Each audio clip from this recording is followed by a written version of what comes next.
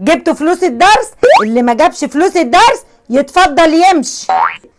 ماما بتقولك معهاش فلوس وبعتتلك ال5 بيضات دول.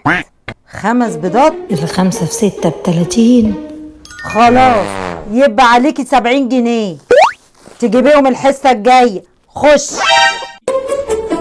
ماما بتقولك حط ال6 في بيضات الدرس.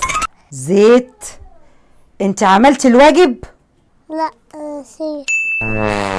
طب ادخلي اقعدي اعمليه بسرعة قبل الحصة ما تبتدي. اللي بعده. ماما بتقولك خدي كيس السكر ده بفلوس الدرس. كيس سكر؟ ادخلي اقعدي اول واحدة. ماما بتقولك هاتي دباية ضدم. ايه؟ امك